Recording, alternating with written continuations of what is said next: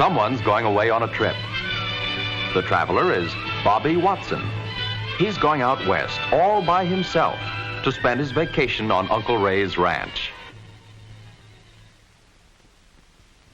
And while Bobby gets all scrubbed and polished, cleaned and combed, down in the railroad yards, his train is being showered, soaked, and steamed all at the same time. Before every trip, passenger cars are pulled through an automatic washing machine where they're scrubbed and polished until they shine.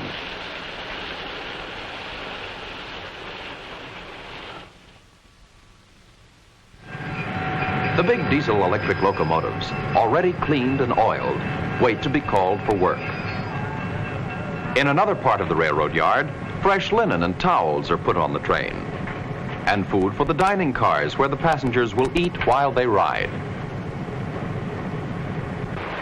The Watsons live in a big city. Just now, Bobby and his father are coming to the station in a taxi. Some passengers arrive on foot, some in cars, and some by bus. The station is a busy place. Many trains come and go in this station. The bulletin board shows what time each train should arrive and leave, and whether it's on time or late. At the baggage counter, people may check their bags and suitcases to be carried in a special baggage car.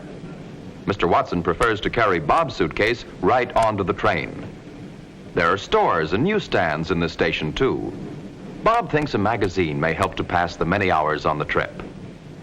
"Let's go," says Mr. Watson. The sign tells him where to go. Passengers pass through this gate to get to their train.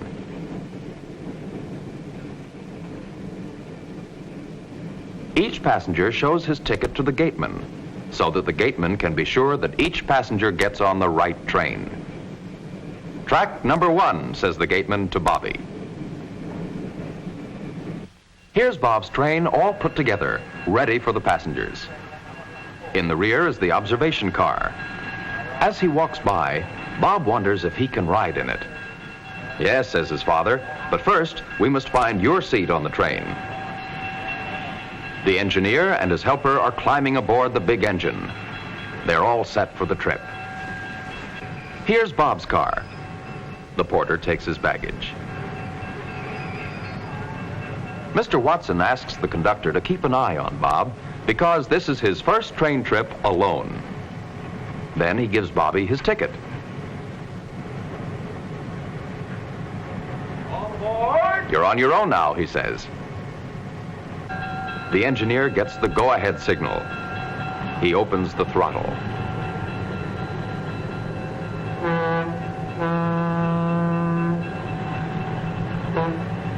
The huge locomotive sets the train in motion, slowly at first. The signal light is green. The road is clear. Through the railroad yards, the train travels slowly. Bob's riding in a small room of his own called a roomette. It has a comfortable seat in the daytime and can be turned into a bedroom at night. A wardrobe is built into the wall of the roomette and a wash basin. Bob sees a neighbor open the wash basin. The tracks gradually lead out of town and join the main line. The engineer watches every road sign carefully. The safety of the passengers is in his hands.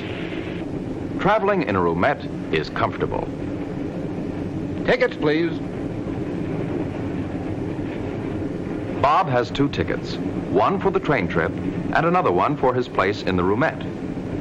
The Pullman conductor gets the roomette ticket. The train conductor returns half of the round-trip ticket to Bob to use when he travels back home again. Now Bob can go and explore the train.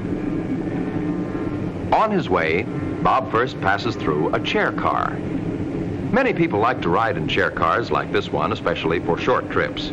It costs less and is quite comfortable. The attendant tells Bob that the observation car is 3 cars farther back.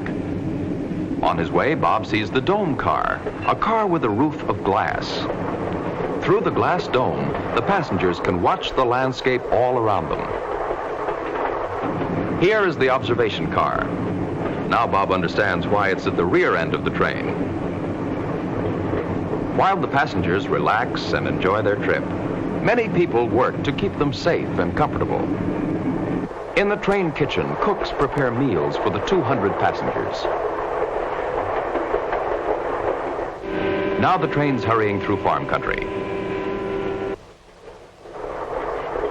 At lunchtime, the waiter rings chimes to tell the passengers to come to the dining car.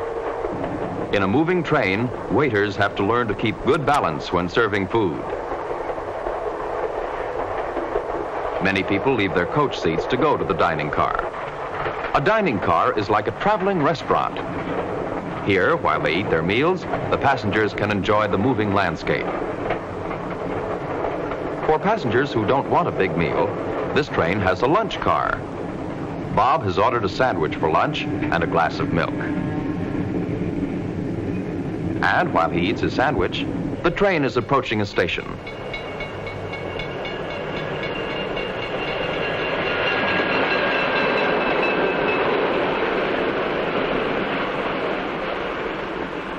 It's just a small one, but it's important for the train crew because here, the engineer and his helper are leaving the train and a new crew takes over. This way, the train has a rested engineer every few hours.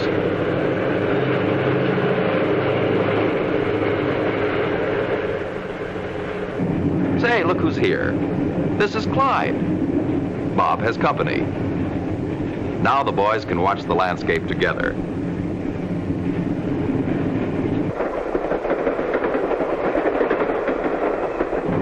And they can talk about the things they've seen on the trip so far. Bob tells Clyde about the ranch he's going to visit. After a while, they decide to go to the observation car where they can play checkers. In good company, the afternoon passes quickly. The boys don't even notice that the sun is gradually setting. It's already bedtime for small children. This room is larger than Bobby's and is called a bedroom. Already the evening meals are being served.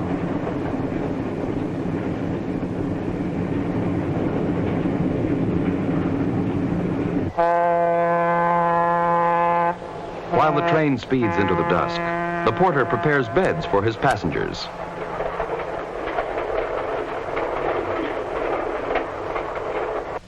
The shadows grow longer, and the countryside darkens. Guided by signposts and signals which tell the engineer the safe speed at which he may travel, the train speeds toward the sunset. One by one, the lights go out, and the passengers go to sleep. This is how a passenger goes to rest in a roomette prepared for the night.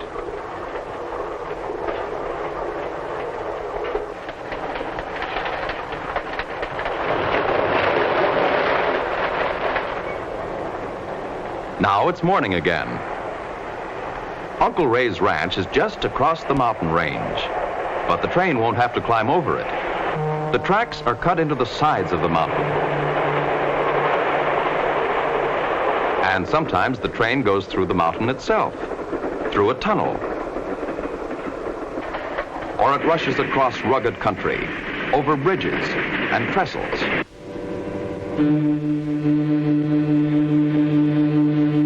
Are you ready? Asked the Pullman conductor. Bob will get off at a small station where the train stops only for a moment, but he's all packed and ready.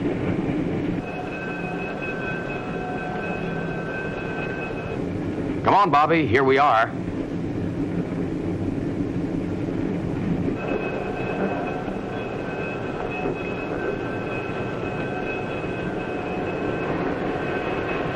The porter carries a step for passengers so that they can get off the high cars easily. And as he had promised Mr. Watson, the Pullman conductor sees Bobby off the train. Here's Uncle Ray shouting, "Hi there, cowboy." The long ride is over.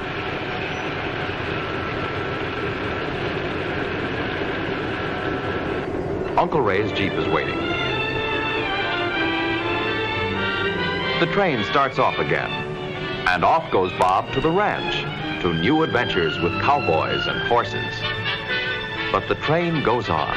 On across more mountains, more valleys, across desert country until it reaches its destination, California.